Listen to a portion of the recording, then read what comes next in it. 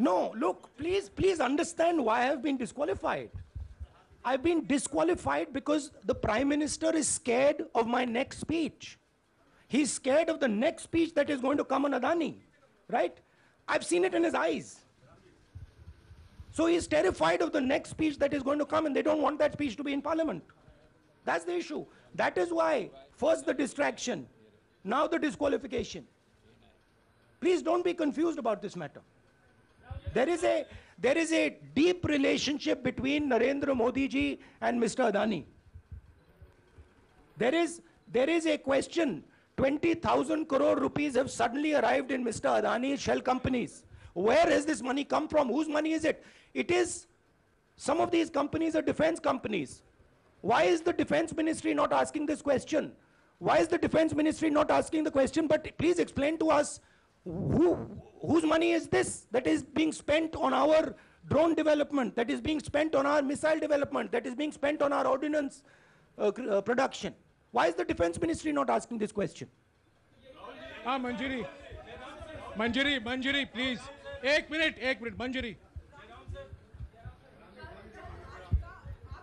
सदस्यता की रद्द हुई तो उसके बाद बहुत सारे ऐसे विपक्षी दल जो अभी तक कांग्रेस से दूरी बना के चलते थे वो भी आपके समर्थन में आए. तो आपको क्या लगता है अब वो समय आ गया है जब सारे विपक्ष को एकजुट हो जाना चाहिए?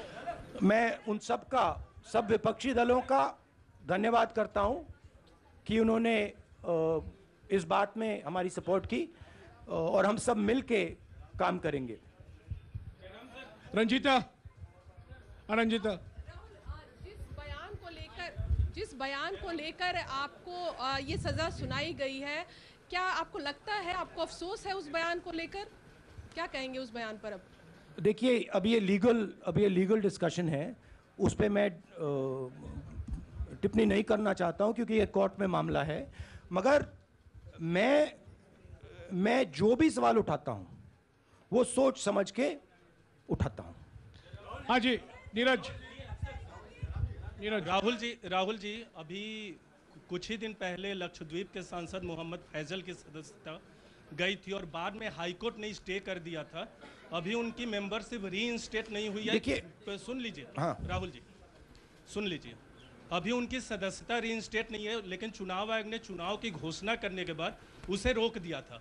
अगर ऊपरी अदालत से आपको स्टे मिलता है तो आपको उम्मीद है कि लोकसभा स्पीकर भी आपकी सदस्यता को बहाल कर देंगे? मुझे उम्मीद में कोई इंटरेस्ट ही नहीं है. चाहे मुझे सदस्यता मिले ना मिले, मैं अपना काम करूंगा. अगर ये मुझे परमानेंटली डिस्क्वालीफाई कर दें तो भी मैं अपना काम करूंगा. अगर मुझे रीइंस्टेट कर दें तो भी मैं अपना काम करूंगा. मुझे कोई फर्क नहीं पड़ता मैं पार्लियामेंट के अंदर हूं या बाहर हूं, कहां हूं. मैंने आपसे कहा मुझे अपनी तपस्या करनी है, मैं उसको करके दिखाऊंगा. आपके लिए नहीं, अपने लिए. रवि, एक मिनट रमन. हाँ. एक मिनट रमन.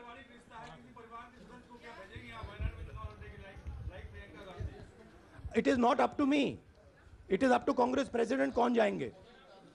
राहुल जी मेरा सवाल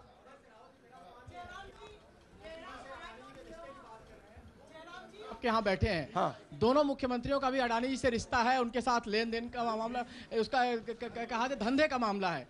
लेकिन क्या धंधे का मामला, क्या बात कर रहे हैं? ये धंधा रोकेंगे ये लोग? जिनके पास जो भी स्टेट का उनके साथ नाता है, जो भी बिजनेस चल रहा है, वो बिजनेस रोका जाएगा क्या? देखिए, सिंपल सी बात है, आप डिस्ट्रैक्ट करने की कोशिश मत कीजिए. 20,000 करोड़ रुपए अदानी जी की शेल कंपनीज में कहां से आए? आप इंक्वायरी कीजिए. अगर बात निकली कि हमारे चीफ मिनिस्टर का पैसा है तो इनको जेल में डाल दीजिए. अगर बात निकली तो किसी और का पैसा है तो उसको जेल में डालिए. Siddharth sir. Rahul sir please. Madam एक मिनट. मैडम आप लोकतंत्र को समझिए. ये जो पैनिक रिएक्शन इन्होंने किया है नरेंद्र मोदी जी ने, इससे सबसे ज्यादा फायदा मिलेगा विपक्ष को. ये इन्होंने हमें हथियार पकड़ा दिया है. ये आप बात समझिए. ये मोदी जी पैनिक में आ गए कि बात निकल जाएगी, ये 20,000 करोड़ रुपए किसके हैं, डर गए, घबरा गए. इन्होंने पूरा सीक्वेंस शुरू कर दिया. ये विपक्ष को सबसे बड़ा इन्होंने हथियार दिया है. राहुल जी, क्योंकि जनता के माइंड में अब एक सवाल आ गया है कि जनता जानती है कि अदानी जी भ्रष्ट व्यक्ति है। अब जनता के माइंड में यह सवाल उठा है कि इस भ्रष्ट व्यक्ति को हिंदुस्तान का प्रधानमंत्री क्यों बचा रहा है। यह मतलब अब सब कुछ बीजेपी के लोग, नरेंद्र मोदी जी सब कुछ इस व्यक्ति को बचाने के लिए क्यों कर रहे हैं। दूसरा सवाल, बीजेपी के लोगों ने कहा कि अदानी पर आक्रमण देश पर आक्रमण है। मतलब इनके माइंड में देश अदानी है और अदानी देश है। बात समझिए। राहुल जी, सिद्धार्थ। राहुल जी, मेरा सवाल आपसे सिद्धार्थ। ये है कि जब आप ये फैसला सामने आया, आपको मैक्सिमम पनिशमेंट जो है इसमें हो सकती है वो आपके लिए मुकर्रर की गई।